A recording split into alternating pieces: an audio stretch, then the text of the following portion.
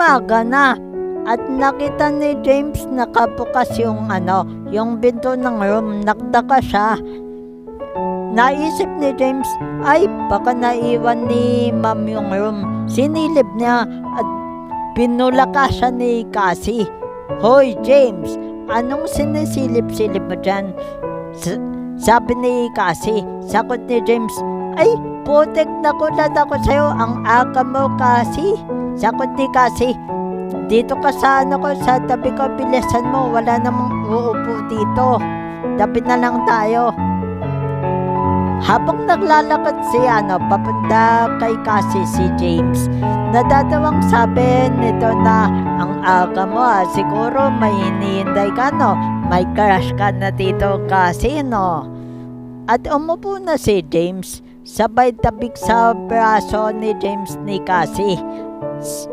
At sabi, sira, wala.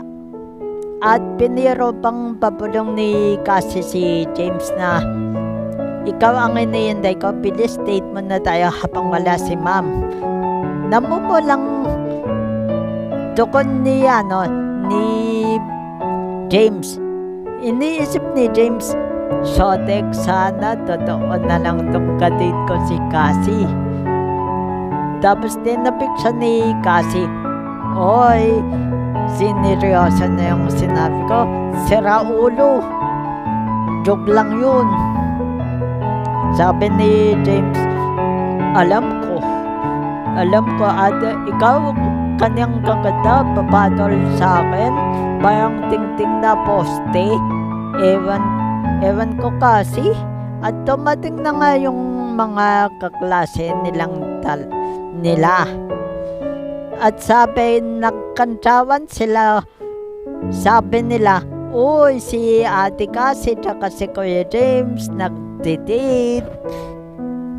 Sagot ni Cassie, sira ulo, hindi, umupo na nga tayo. At dito ka na lang pinaupo si James sa tabi ko kasi wala namang uupo dito talaga. Sabi pa ni Ethan, asar ni Ethan, kung ako uupo dyan, Ate Cassie. Sagot ni Cassie, doon ka na sa tabi ni Ana, ang KJ naman ito. Depende sa ba ni Ana, o bakit binbiro ka lang ni Ethan? Ikaw masyado kang defensive. Bakit gusto mo si Kuya James? Crush mo lang si Kuya James, kaya gusto mong katabi ito Tapos dumating na yung teacher nila.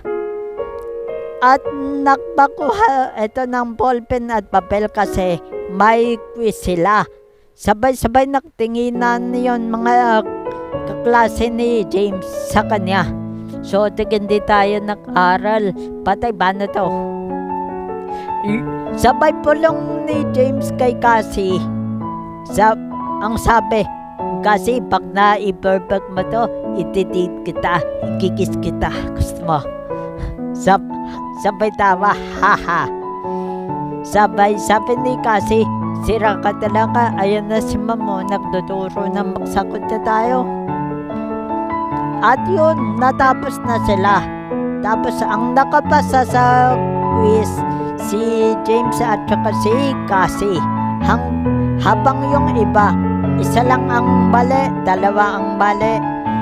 Pinuri sila ng teacher nila. Plus, turalan niyo itong dalawang to. Nag-aral yata itong dalawa si James at si Cassie. Asar pa ng mga kaklase na Cassie. Hindi ma'am, sa cellphone sila nag-aral. Pagkausap yung dalawang yan, nagde-date sa cellphone. Haha, sabay tawa nila. At namumula si James, napansin to ni Cassie. Oh, James, bakit ka namumula? Hindi, wala. Tukon ni James. Yun, pumunta na sila sa next class nila.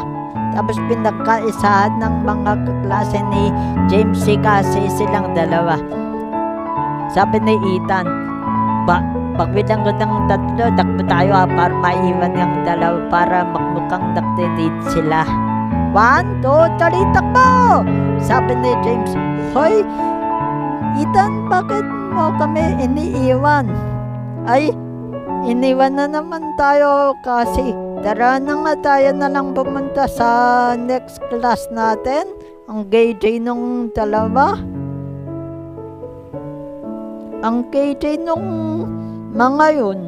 At habang naglalakad sila, pumunta na sila sa room at nakarating na sila.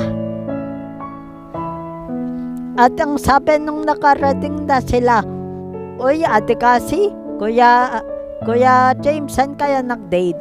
Sabi ni James, "Ethan, iniwan mo kaya kami? Kutong-kutungan kaya kita? Saan kami nag-date? Ha? Bakit ka tumatakbo? Buti hindi nasira yung corridor sa taba mo." Sagot ni Ethan, "Okay lang na masira. Ang importante, naiwan ka namin kayo. Nag-date kayong dalawa." At hanggang sa sabi ng teacher nila, "Okay class, pwede bang mag-planting tayo kasi sa akin inatas ni Ma'am Principal yung ground. Magpapatulong sana ako sa inyo punot ng puno at saka punot magpunot ng damo." Yun, sabay-sabay silang umakari naman at naglakad na silang papuntang ground.